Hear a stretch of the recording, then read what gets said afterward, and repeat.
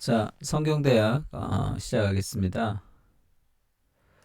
우리가 오늘은 이제 사도행전을 좀 볼 텐데, 그 비디오 편집이 여기가 좀 약간 조금 좋지 않은데 일단 뭐 조금씩 배워가고 있으니까 조금 더 좋아질 거라 생각합니다. 우리가 이제 사도행전은 누가복음 다음에 우리가 사도행전을 읽고 있는데 그 누가복음 사도행전은 이렇게 똑같은 저자가 쓴 두 권의 책이다 이렇게 얘기했습니다. 그래서 누가복음을 쓴 누가가 이제 사도행전을 썼습니다. 그러니까 누가복음의 속편이라고 할 수 있는데 그래서 사도행전 1장에는 이렇게 나오죠. 데오빌러여 내가 먼저 쓴 글에는 할 때 먼저 쓴 글이 누가복음이라고 얘기했습니다. 무릇 예수께서 행하시며 가르치기를 시작하신부터 그가 택하신 사도들에게 성령으로 명하시고 승천하신 날까지의 일을 기록했노라. 그러니까 예수님이 가르치시고 승천하신 부활하시고 승천까지를 기록했다는 거죠. 이제 승천 이후 그가 고난을 받으신 후에 또한 그들에게 확실한 많은 증거로 친히 살아계심을 나타내사 40일 동안 그들에게 보이시며 하나님 나라 일을 말씀하시니라. 그 40일 동안 예수님이 이 땅에 계시면서 하나님의 나라 일을 말씀하시고 그리고 승천하셨죠. 그 예수님이 이제 하늘에 올라가신 그 이후 이제 남아있는 교회, 예수님 올라가시고 성령을 보내시죠. 그리고 그리스도의 그 교회를 통해서 일하시는 그리스도의 몸인 교회를 통해서 일하시는 그 일하심이 이 사도행전의 어떤 주제라고 할 수 있습니다. 그래서 사도행전의 특징은 설교가 좀 많이 등장해요. 설교가 많이. 베드로의 설교, 스테반의 설교, 바울의 설교, 그리고 다양한 사람들의 설교들이 주로 등장합니다. 그래서 사도행전이지만 그 가르침, 그 설교가 굉장히 많이 등장해요. 이 설교의 특징들은 이 주로 이제 신약 성경이 이제 쓰여지지 않았을 때죠. 그래서 베드로, 스테반, 바울 이런 사람들이 구약 성경을 가지고 설교합니다. 그러니까 구약 성경을 가지고 예수 그리스도의 죽음과 부활을 증명하는 그런 내용들이 많기 때문에 구약을 어떻게 해석하는지에 대한 좋은 어떤 틀을 우리에게 보여주기도 합니다. 그래서 베드로의 설교를 보면 예를 들어서 베드로의 설교를 보면 사도행전 2장에서 베드로가 이제 그렇게 얘기하죠. 다윗이 그를 가리켜 예수님이죠. 이르되 내가 항상 내 앞에 계신 주를 배웠으며 나로 요동하지 않게 하기 위하여 그가 내 우편에 계시도다. 그러므로 내 마음이 기뻐하였고 내 혀도 즐거워하였으며 육체도 희망에 거하리니 이는 내 영혼을 음부에 버리지 아니하시며 주의 거룩한 자로 썩음을 당치 않게 하실 것이미로다. 그러니까 다윗이 그를 가리켜 이르되 하면서 그 다음에 내가 항상 여기서부터는 시편을 인용하고 있는 거예요. 시편 16편을 지금 인용하고 있습니다. 그러니까 다윗이 자기의 고백이죠. 시편은. 그래서 자기의 고백인데 내 영혼이 음부에 버리지 않을 것이며 주의 거룩한 자로 썩지 않게 될 것이다. 이렇게 다윗이 자기가 고백했던 다윗의 시편 16편입니다. 이것을 베드로가 인용하면서 그렇게 얘기하죠. 주께서 생명의 길을 내게 보이셨으니 주 앞에서는 내게 기쁨이 충만하시리로다 하였으므로 형제들아, 그러니까 시편을 인용하고 나서 형제들아 내가 조상 다윗에 대하여 담대히 말할 수 있노니 다윗이 죽어 장사되어 그 묘가 오늘까지 우리 중에 있도다. 다윗이 죽었고 장사되어서 다윗의 묘지가 우리 근처에 지금 여기 있지 않냐. 근데 다윗이 내 영혼이 썩음을 당치 않는다. 내가 죽지 않고 썩지 않는다. 그렇게 얘기했으니까 지금 썩어서 지금 이 뼈밖에 없는 다윗이 지금 무덤에 있는데 왜 다윗은 시편에서 자기는 썩지 않는다고 얘기를 했을까? 그 얘기를 하는 거죠. 그러면서 30절에 그는 선지자라. 다윗은 선지자예요. 하나님이 이미 맹세하사 그 자손 중에 한 사람, 다윗의 자손 중에 한 사람 예수 그리스도가 그 위에 앉게 하리라 하심을 알고 메시아로 태어나심을 알고 31절에 미리 본 고로 그리스도의 부활을 말하되 그가 음부에 버림이 되지 않고 그의 육신이 썩음을 당하지 아니하시리라 하더니 하면서 다윗의 시편 16편에 나는 자신을 가리키는 것이 아니라 그리스도를 가리키는 예언의 시편이었다. 그렇게 우리에게 알려주고 있습니다. 그러니까 그런 시들이 꽤 있죠. 다윗이 자기를 가리켜서 하는 시인데 다윗의 고통 가운데 부르짖었던 시인데 그것이 그리스도를 예언하는 그게 그리스도를 가리키는 예언의 시가 되는 그런 일들도 있습니다. 그러니까 그 구약에 있어서 그리스도 중심적으로 성경을 해석할 수 있는 틀들을 마련해 주는 게 이 사도행전의 설교입니다. 뭐 이런 표현도 있었죠. 스데반의 설교에는 시내 산에서 말하던 그 천사와 우리 조상들과 함께 이스라엘이죠. 이스라엘의 광야에서 방황했는데 그것을 광야 교회에 있었다. 모세를 설명하면서 이스라엘이 광야에서 40년 동안 방황하고 광야에 있었던 것이 그들이 그냥 광야에 있었던 것이 아니라 그것을 광야 교회다 이렇게 얘기합니다. 에클레시아 교회라고 얘기해요. 그러니까 지금 그 이스라엘의 구약에 있었던 이스라엘의 백성, 이스라엘의 민족은 곧 교회의 그림자였죠. 하나님이 이스라엘을 통해서 결국 만들고 싶었던 궁극적인 하나님의 목표는 12지파를 통한 이스라엘을 통해 12제자로를 통해서 이루어지는 신약의 교회를 보여주는 그림자로서 존재하는 거죠. 이렇게 신구약이 연결된다는 것도 사도행전의 설교를 통해서 좀 볼 수 있습니다. 그러면 이제 사도행전의 구조를 좀 볼 텐데 아주 재미있는 구조가 이제 사도행전에 펼쳐지는데 사도행전의 순서는 사도행전 1장 8절을 중심으로 구성되어 있어요. 오직 성령이 너에게 임하시면 오직은 그러나라고 얘기했습니다.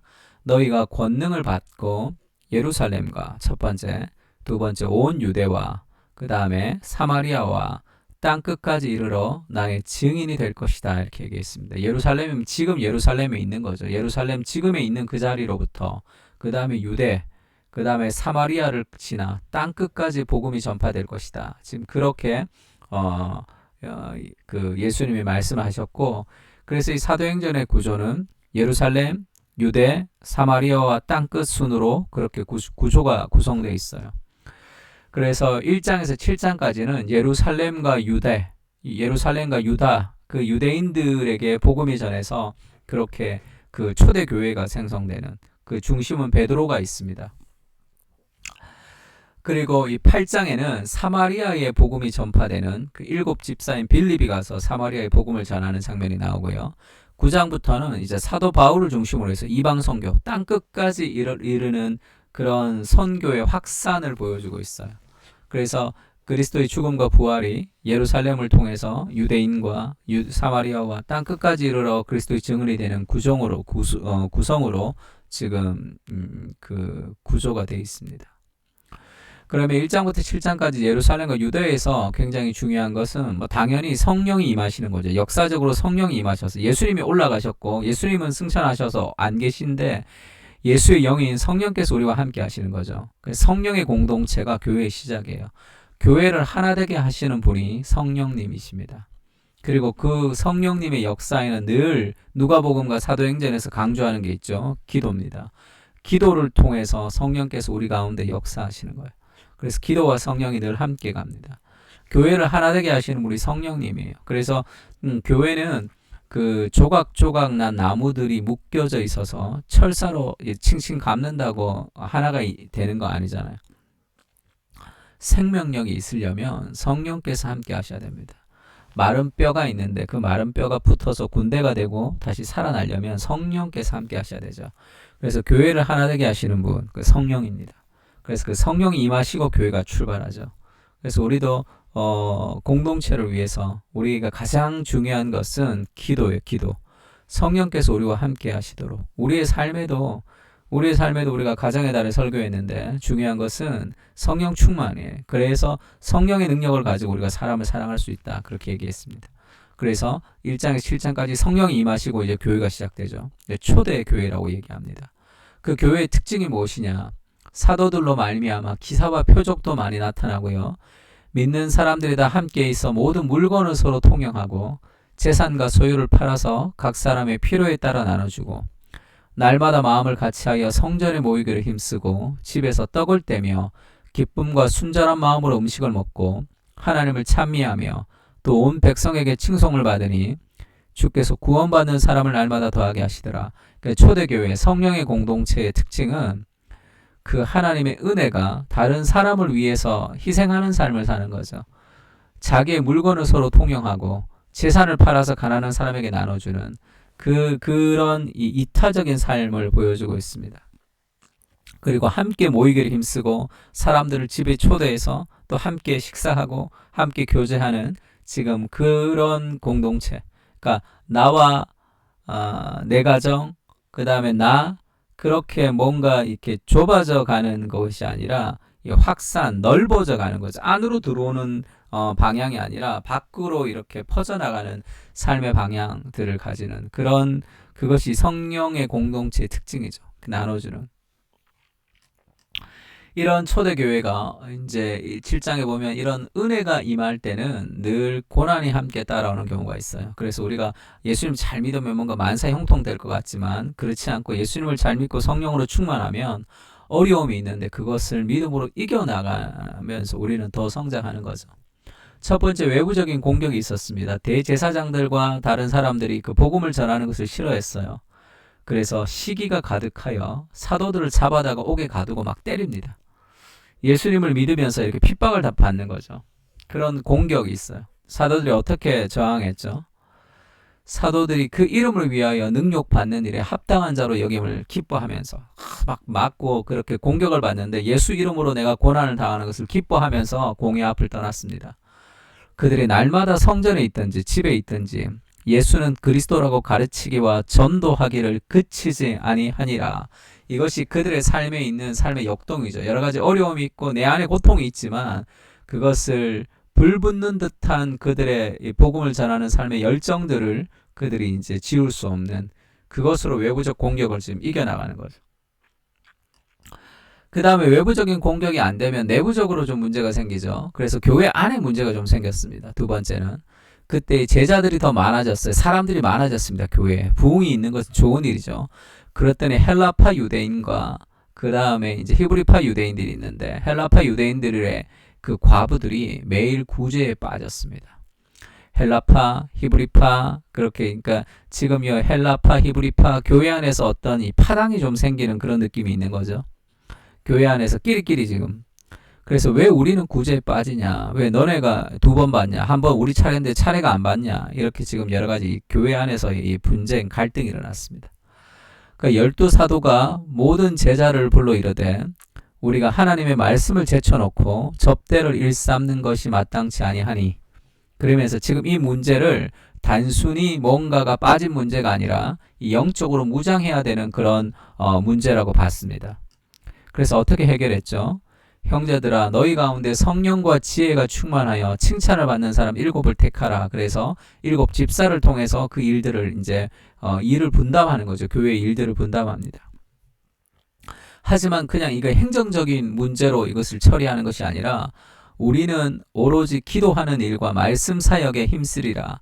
그렇게 기도와 말씀을 통해서 교회가 정말로 말씀 안에서 하나가 되어야 된다고 생각하는 거죠. 이렇게 분쟁이 있고 분란이 있고 이런 것들이 단순한 행정적인 문제가 아니라 우리가 더 하나님 앞에 힘을 써야 되는 문제다라고 이 문제들을 다시 또 돌파합니다.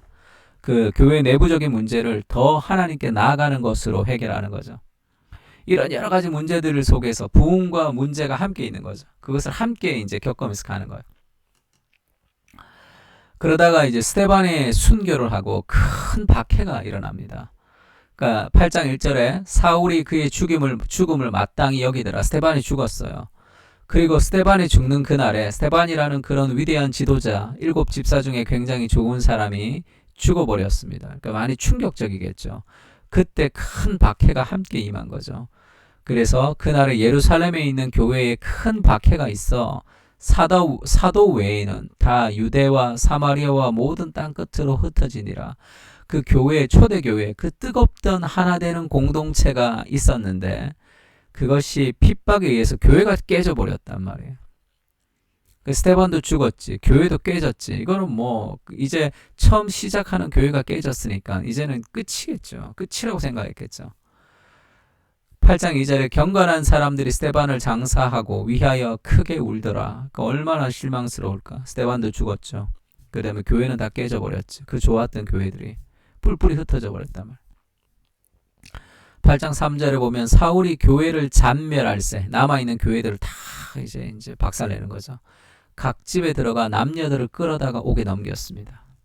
이제 풍전등화와 같은 교회, 이렇게 연약한 교회가 이 세상의 핍박 앞에 어떻게 될 것인가? 희한하게 8장 4절에는 그 흩어진 사람들이, 교회가 핍박이 되고 흩어져 버렸다고, 흩어진 사람들이 두루 다니며 복음의 말씀을 전했습니다.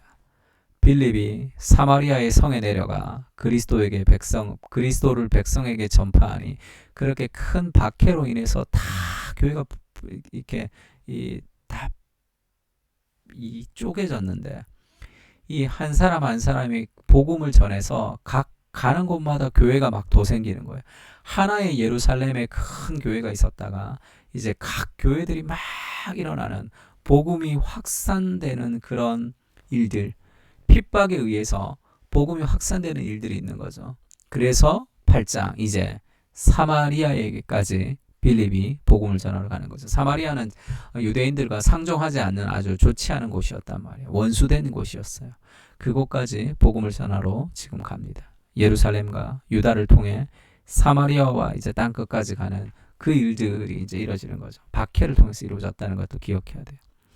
이 하나님의 큰 역사가 큰 박해를 통해서도 이루어질 수 있다는 것은, 그것은 우리의 삶에 어떤 불행과 어려움이 있더라도 그 모든 것이 다 하나님의 손안에 있다는 것을 보여주고 있습니다.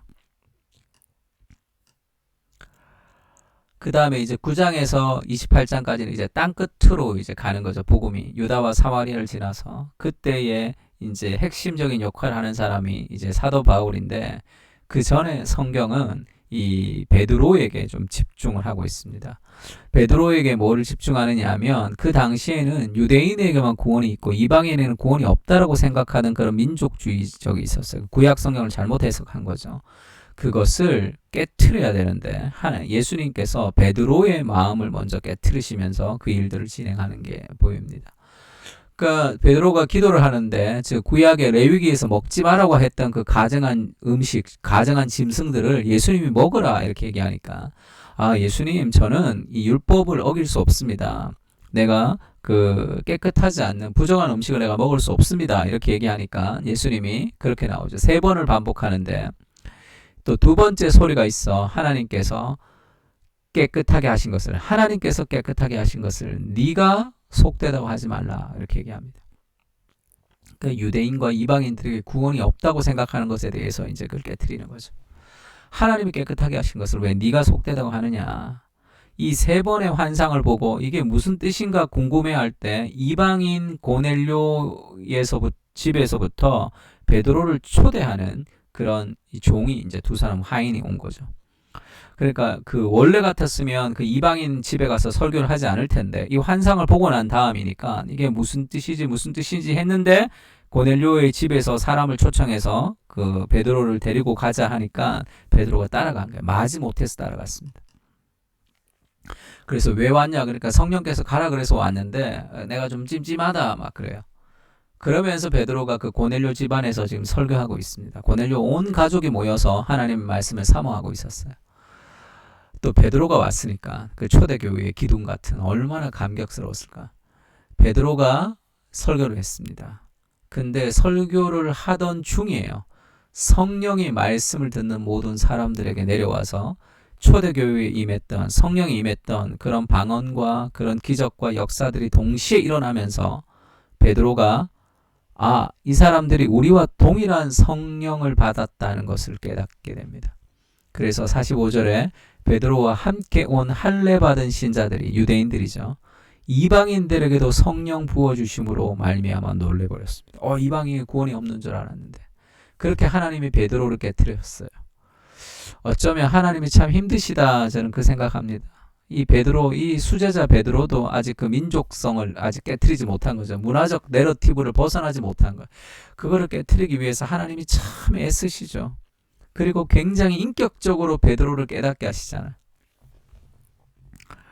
환상 보여줬다가 데리고 갔다가 설교했다가, 그래서 베드로가 좀 이 충격을 받는 사건들이 기록되어 있습니다. 그리고 나서 이제 13장에 보면 안디옥 교회라는 그 이방 교회, 안디옥 교회가 이방 선교를 위해서 이제 만들어진 교회예요. 안디옥 교회에 선지자들과 교사들이 있으니 곧 바나바라는 사람과 니게르라 하는 시몬, 니게르나 별명일 거예요. 구레네 사람 루기오와 분봉왕 헤롯의 젖동생 마나인가, 분봉왕 헤롯의 동생이 지금 초대교회에 지금 교사가 됐다는 건 대단한 일이죠. 그리고 및 사울이라, 이 바울이에요, 바울. 사울이 바울이 됐다, 뭐 작은 자가 큰 자가 됐다, 이렇게도 뭐 설교를 예전에는 했던 것 같은데, 사울은 원래 이름이에요. 히브리식 이름이고 바울은 로마식 이름입니다. 그냥 뭐 내가 그 고목사님 이렇게 한국에서 부르고 미국 가면 패스터 코 뭐 이렇게 부르듯이 뭐 그런 거죠. 그냥 사울이 원래 이름인데 부르기를 로마식에는 바울이라고 부르고 똑같은 이름이에요. 그냥 뭐 사울이 바울이 되고 작은 자 큰 자가 되고 그것은 뭐 정확한 표현은 아닙니다. 그 주를 섬겨 금식할 때 성령께서 말씀하셨어요. 그 이방 안디옥 교회에게 바나바와 사울, 바나바와 바울을 따로 세워서 이 이방 선교의 그런 그 첫 번째 선교사로 파송합니다. 그리고 왜 바울은 언제 그 이제 8장에서 바울이 회심을 하지만 바울이 이제 언제 이제 그 이렇게 교사가 됐냐면 바울이 이제 바울이 이제 예수님을 스데반을 죽이고 예수 믿는 사람을 핍박하던 사람이 지금 회심을 했기 때문에 교회에서는 바울의 회심을 잘 인정하지를 못했어요. 그게 가짜일 수도 있잖아. 스파이일 수도 있잖아. 그래서 바울이 자기의 고향인 다소에 가서 하나님의 말씀을 묵상하며 그렇게 지냈습니다. 그러니까 좀 긴 시간 바울은 이렇게 하나님 앞에 선교의 어떤 모델로 그렇게 이제 예수 믿자마자 그렇게 일한 것이 아니라 오랜 시간 자기의 마을에서 하나님의 말씀을 연구하며 그렇게 보내는 시간들이 있었어요. 아무도 바울을 이렇게 바울과 함께 일하려고 하지도 않고 바울의 회심을 그렇게 달가워하지도 않았습니다. 저 사람이 지금 히틀러가 회심한 거랑 비슷하니까. 저 사람 우리 동생 죽였는데. 그러니까 그것을 좀 받아들이지 못할 만큼 바울은 좀 어정쩡한 상태에 있었어요. 그 바울을 역사의 무대로 끌고 온 사람이 바나바입니다. 바나바. 아주 위로의 아들이라는 그 바나바가 있었기 때문에 바울이 될 수 있었죠. 그렇지 않았으면 바울이 역사의 무대에 등장하지도 못했을 거예요. 그러니까 바나바는 참 귀한 사역을 하는 거죠. 연결의 사역을 했습니다. 그래서 11장에 보면 아까 12장 전에 11장에 바울을 데리고 오는 장면이 있는데요. 그때는 스데반의 일로 일어난 환란으로 말미암아 흩어진 자들이 베니게와 구브로와 안디옥까지 이르러 유대인에게만 말씀을 전했습니다. 처음에는 그 중에 구브로와 구레네 몇 사람이 안디옥에 이르러 헬라인에게도 말하여 주 예수를 전파했는데 주의 손이 그들과 함께 하심에 수많은 사람이 믿고 주께 돌아오더라. 이방인에게도 구원이 있다는 것을 알았어요. 그러니까 이 이상하잖아. 이방인 구원이 없는 줄 알았는데. 그래서 급하게 예루살렘의 교회가 이 사람들의 소문을 듣고 바나바를 파송했습니다. 안디옥으로. 그가 이르되 하나님의 은혜를 보고 기뻐하여 모든 사람에게 굳건한 마음으로 주와 함께 머물러 있으라. 그렇게 권면했습니다. 여기도 구원이 임했구나. 그런데 이 바나바에 대해서 성경이 어떻게 묘사하냐 하면 24절인데요. 바나바는 착한 사람이요 성령과 믿음이 충만한 사람이라. 이에 큰 무리가 주께 더하여지더라. 원래 이제 바나바는 성령과 믿음이 충만한 사람이요 이렇게 먼저 나오지 않고 바나바는 착한 사람이다 이렇게 나왔습니다. 어쩌면 이것이 바나바가 가지는 그 성품, 그것이 세상과 교통하는 어떤 그런 인격이 먼저 드러났기 때문이 아닌가 이런 생각도 해요. 그는 성령과 믿음의 사람이라기보다 그의 성품이 굉장히 믿지 않는 사람들에게 아주 착한 사람으로 먼저 드러났던 그것이 바나바의 매력이 아닌가 그런 생각이 좀 들어요. 아주 그렇게 인품이 좋은 사람입니다. 그러니까 바나바가 사울을 데리고 오는 거죠. 바나바가 사울을 찾으러 다소로 갔습니다. 그래서 만나서 안디옥에게 데리고 와서 둘이 교회에서 1년간 모여 있어 큰 무리를 가르쳤고 제자들이 안디옥에서 비로소 그리스도인이라 일컬음을 받게 되었더라. 이 바나바가 바울을 데리고 가서 그 고향 땅에 묻혀 있는 바울을 데리고 와서 같이 사역을 하면서 그 바나바라는 이름이 있었기 때문에 사람들이 사울을 인정하게 되었던 거죠. 그리고 그 가르칠 수 있는 장소와 공간을 마련해서 가르칠 수 있도록 바나바가 바울을 세웠습니다. 참 멋진 사람이죠. 우린 다 이제 좀 바울 같은 사람이 되고 싶어 하는데 역사의 무대에서 화려하게 되고 싶어 하는데 결국 이 바나바 같은 인격의 사람들이 있었기 때문에 바울도 바울이 될 수 있는 거죠.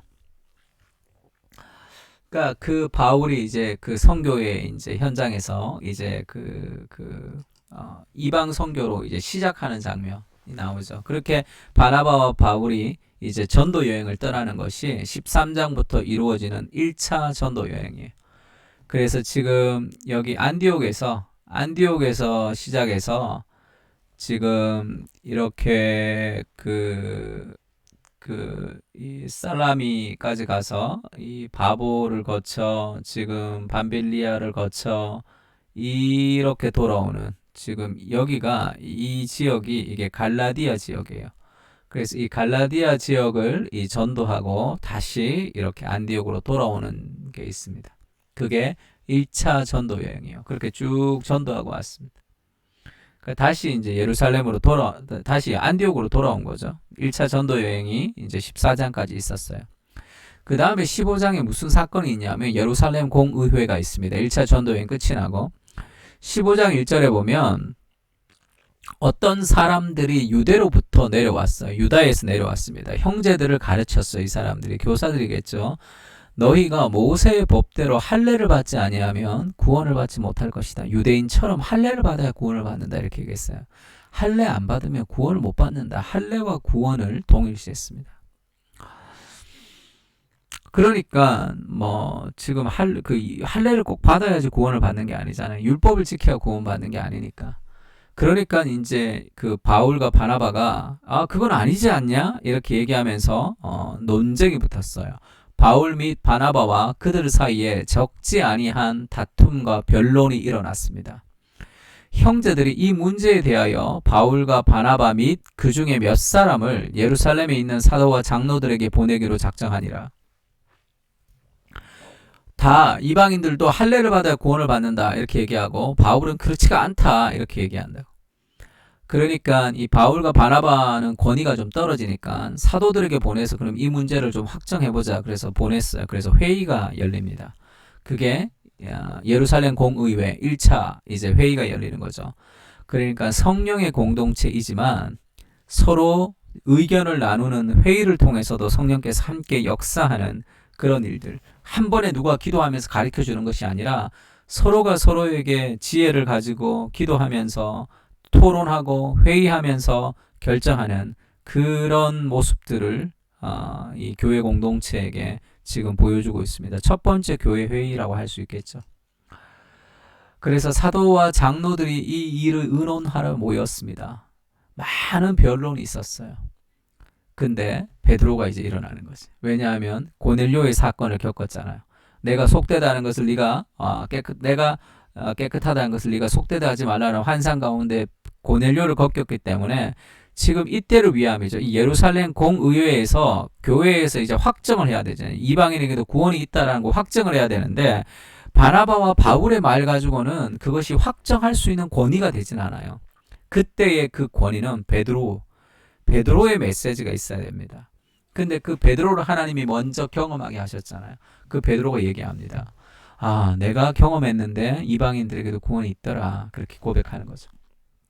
그래서 그 베드로가 형제들아 너희도 알거니와 하나님이 이방인들로부터 내 입에서 복음의 말씀을 듣고 믿게 하시려고 오래전부터 너희 가운데 나를 택하시고 또 마음을 아시는 하나님이 우리에게와 같이 그들에게도 성령을 주어 증언하시고 믿음으로 그들의 마음을 깨끗게 하사 그들이나 우리나 차별하지 아니하셨느니라. 구원이 차별이 없다 이렇게 얘기했어요. 그리고 나서 이제 온 무리가 가만히 있고 바나바와 바울이 하나님께서 자기들로 말미암아 이방인 중에 행하신 표적과 기사에 관해서 말했습니다. 1차 전도 여행 가운데 있었던 그 스펙타클한 사건들, 이방인들이 구원을 얻는 사건들을 지금 바울과 바나바를 통해서 듣는 거죠. 그 당시에 베드로가 굉장히 수제자였지만 베드로보다 더 권위가 있는 사람이 있었는데 그것이 예수님의 동생 야고보예요. 예수님 동생이니까 얼마나 권위가 있었겠어. 사도 야고보는 순교했습니다. 죽었어. 첫 번째 순교자로 순교했고, 이때 야고보는 그 예수님의 동생, 그 신약서 야고보서를 쓴 그 예수님의 동생 야고보가, 그 야고보서는 사도 야고보가 쓴 게 아니에요. 그 신약 예수님의 동생 야고보가 이 당시에는 이 수장이었습니다. 회의를 주최하는 장이었어. 말을 마침에 야고보가 대답하여 이르되 형제들아 내 말을 들어라. 하나님이 처음으로 이방인 중에 자기 이름을 위할 백성을 취하시려고 그들을 돌보신 것을 시몬이 말했다. 이 베드로의 권위를 이 시몬 베드로를 얘기하는 거예요. 베드로가 말한 것처럼 그러면서 이것이 단순히 베드로의 경험이 아니라 이미 예언된 구약의 예언과 맞다는 것을 지금 연결시킵니다. 선지자의 말씀과 일치한다. 베드로의 경험은. 왜냐하면 기록된 바 아모스서를 얘기해요. 이후에 내가 돌아와서 다윗의 무너진 장막을 다시 지으며 허물어진 것을 다시 일으키리니, 이 다윗의 무너진 장막을 일으킨다는 이것 때문에 다윗의 장막이라는 그런 찬양팀도 있죠. 그래서 이는 그 남은 사람들과 내 이름으로 일컬음을 받은 모든 이방인들로 주를 찾게 하려 함이라 했던 이것을 인용하면서 옛날부터 구약에서부터 이미 하나님의 말씀이 이방인에게도 구원이 있다는 것을 얘기했다. 그러므로 내 의견에는 이방인 중에 하나님께로 돌아오는 자를 괴롭게 하지 말자. 그들에게도 구원이 있다. 그것을 선언하는 거죠. 교회가 공식적으로 회의를 통해서. 이게 아모스서 9장 11절 12절을 인용한 겁니다. 그래서 그날에 내가 다윗의 무너진 장막을 일으키고 그 예수 그리스도를 통해서 이 이스라엘이 다시 회복된다 뜻이에요. 그것들의 틈을 막으며 허물어진 것을 일으켜서 옛적과 같이 세우고 그 다음에 에돔에 남은 자들과 내 이름으로 일컫는 만국을 기업으로 얻게 하리라. 그 예수 그리스도의 메시아를 통해서 이스라엘이 다시 회복이 되고 그 다음에 온 이방인까지 복음을 얻는 그런 그 메시아를 통한 세상의 구원을 지금 아모스서에서 얘기했는데 지금 야고보가 이것이 기억난 거죠. 아, 그렇구나. 처음부터 하나님은 이방인에게 복음을 전하는, 우리를 통해서 이방인들에게 복음이 전해서 땅끝까지 가는 것, 그것이 하나님의 뜻이라는 것을 깨달았습니다. 그러니까 이제 어떻게 해야 돼요? 이 이방인들에게도 구원이 있다는 것을 예루살렘에서 이제 확정했다는 거예요. 이제. 그러니까 이 사실을 이제 알리러 가야 되잖아. 그래서 1차 전도 여행 갔던 그곳에 이 사실을 알리러 간단 말이에요. 그러면서 이제 그들에게 구원이 있지만 이방인들이 했던 행사들 중에 뭐 피를 먹고 하는 그런 일들, 그것은 좀 금해라, 이런 것들을 이제 얘기했기 때문에 알려주러 가야 되는 거죠.